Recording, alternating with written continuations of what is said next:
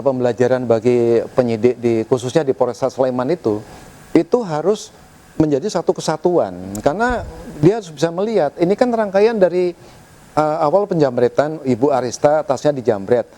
Suami Mas Hogi Minaya itu pasti punya naluri. Naluri pertama yang ada di benak yang bersangkutan itu pasti untuk bisa mengejar itu, Mbak. Jadi bukan punya niat di luar daripada itu. Kebetulan masih dilihat si penjamret itu. Nah, artinya kalau memang ini sudah di kejadian demikian, harusnya penyidik sudah harus memahami. Jadi nggak usah dipakai perkara pasal 310 ayat 3 Undang-Undang 22 2009 tentang lalu lintas angkutan jalan ini, karena itu kan kecelakaan. Kalau kecelakaan itu kan di situ kan rumusan akibat kelalaian, Pak.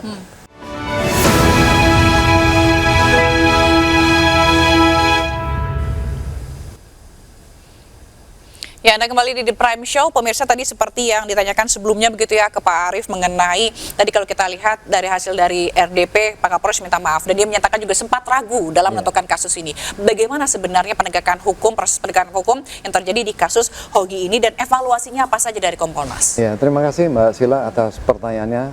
Setidaknya perkara ini yang terjadi di Sleman itu bisa menjadi khususnya pembelajaran polisi, penyidik Reskrim Polresta Sleman dan penyidik Laka Polresta Sleman dan juga Provinsi DIY itu bisa dijadikan pelajaran, karena sebetulnya kejadian ini kan diawali kalau tidak salah tanggal 26 April tahun lalu 2025. Itu kita masih mengacu kepada KUHP dan KUHAP yang lama itu.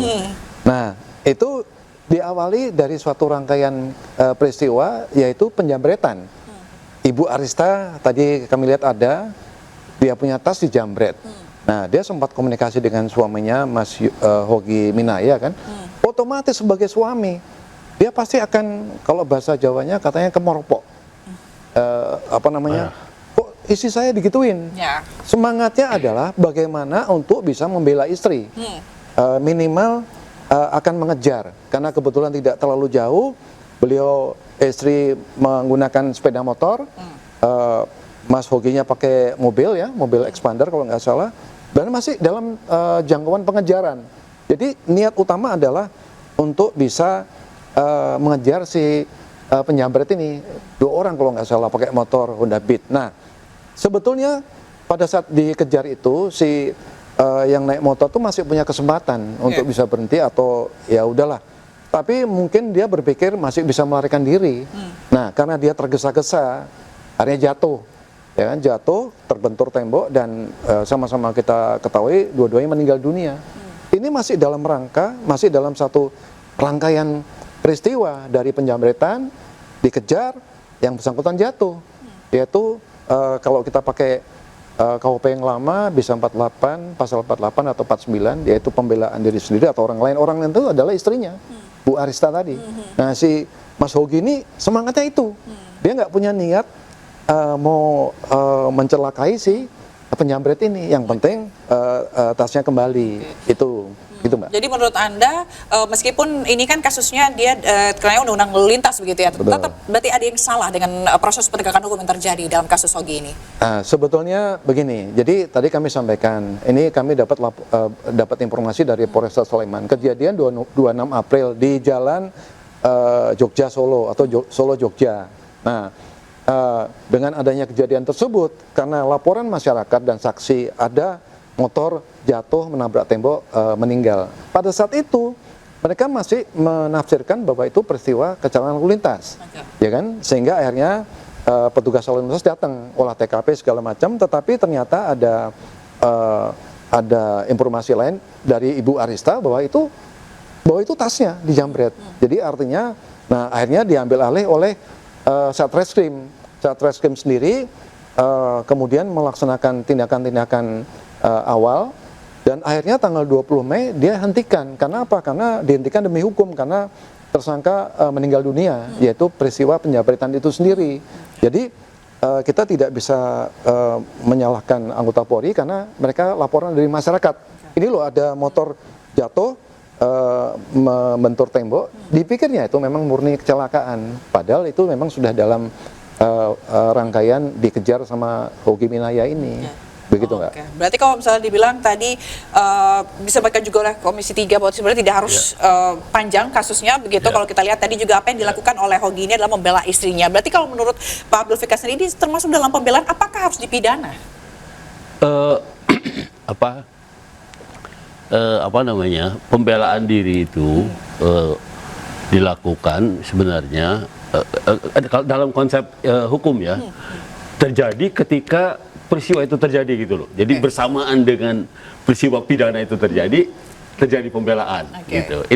Itu dalam konteks itu baru disebut pembelaan dalam istilah pidananya gitu. Tapi kalau sudah lari gitu ya, terus dikejar gitu ya, ya mungkin juga bagian dari pembelaan. Kalau tasnya kemudian dibawa lari, kemudian dia kejar gitu ya, itu juga bagian dari pembelaan sebenarnya. Membela mengambil kembali tasnya kan gitu. Tapi faktanya tasnya nggak diambil ya, maksudnya nggak dibawa lari, tapi dia mengejar saja gitu, karena tasnya masih dipegang oleh istrinya. Kalau nggak salah begitu, faktanya seperti itu gitu. Nah kemudian terjadi itu tabrakan itu, bukan tabrakan, mungkin ditabrak juga gitu ya. Nah dalam konteks itu menurut saya yang harus dilihat peristiwanya adalah ada satu kejahatan, terjadi peristiwa pidana, dan Pak Ogi, suaminya ibu ini ya, sebenarnya menjalankan fungsinya sebagai polisi sebenarnya. Dia ya menjaga ketertiban umum dan menegakkan hukum gitu. Dia melakukan itu sebenarnya yang dia lakukan gitu. Nah karena itu kemudian ketika terjadi kecelakaan ya, tabrakan kemudian kecelakaan, mestinya diletakkannya dalam konteks itu gitu. Jadi dia, makanya saya bilang kok saya heran juga kemudian kalau dilihat dalam kecelakaan lalu lintas saja masuk akal Pak Ogi ini ditetapkan sebagai tersangka, ada dasarnya gitu ya. Tapi kalau dilihat rangkaian peristiwanya secara keseluruhan, menurut saya itu agak keliru gitu. Karena ini bagian dari pembelaan diri sebenarnya kan begitu. Karena ada asal-muasal penjabretan itu begitu ya. Pak Teguh, benarkah tasnya memang tidak ada atau sudah sampai di tangan penjamret, atau mungkin Anda bisa menjelaskan sebenarnya kronologi pada saat peristiwa itu terjadi? Pak Teguh, silakan. Iya, terima kasih Pak. Mungkin Pak Abdul Fikar saya koreksi bahwa ketika itu fakta yang ada itu bahwa tas istri klien kami itu sudah beralih ke para penjabat itu dengan menggunakan cutter, cutter. Kemudian klien kami Mas Hoki itu melihat stang sepeda motor yang dikendarai istrinya itu oleng, tapi begitu melihat bahwa istrinya sudah bisa mengendalikan diri, katakanlah aman begitu, selanjutnya klien kami mengejar para jambret itu yang masih membawa cutter, bahkan sampai kemudian jatuh di aspal dari sebelumnya menabrak tembok. Itu salah satu jambret ya yang bawa cutter itu masih dalam kondisi tidak sadarkan diri, memegang cutter yang digunakan untuk menjambret tas istri Mas Hoki klien kami tersebut. Seperti itu Mbak Fajina. Oke, baik, itu artinya berarti Mas Hoki dalam hal ini juga mengejar apa yang harusnya dipertahankan begitu ya. Gimana tanggapannya Pak Abdul Fikar? Ya, ada yang harus diambil kembali ya. Tas yang tadinya sudah dijambret oleh para penjabat. Oke, baik, tanggapannya Pak Abdul Fikar. Ya, terima kasih Pak Teguh.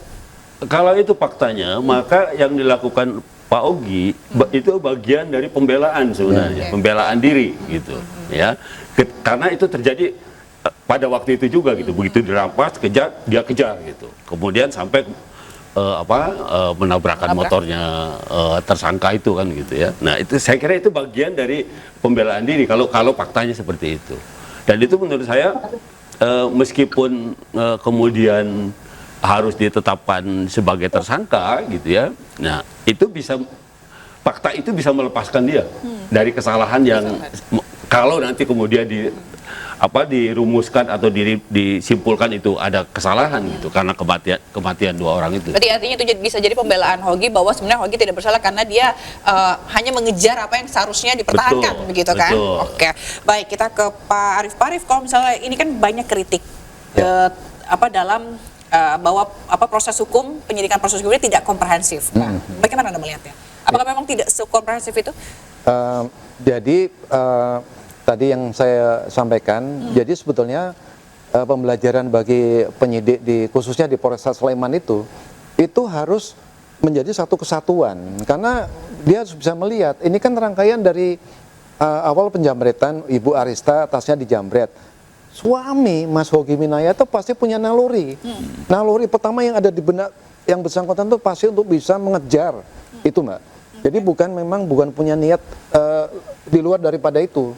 Kebetulan masih dilihat si penjamret itu. Nah, artinya kalau memang ini sudah di kejadian demikian, harusnya penyidik sudah harus memahami. Jadi nggak usah dipakai perkara pasal 310 ayat 3 Undang-Undang 22 2009 tentang lalu lintas angkutan jalan ini, karena itu kan kecelakaan. Kalau kecelakaan itu kan di situ kan rumusan akibat kelalaian.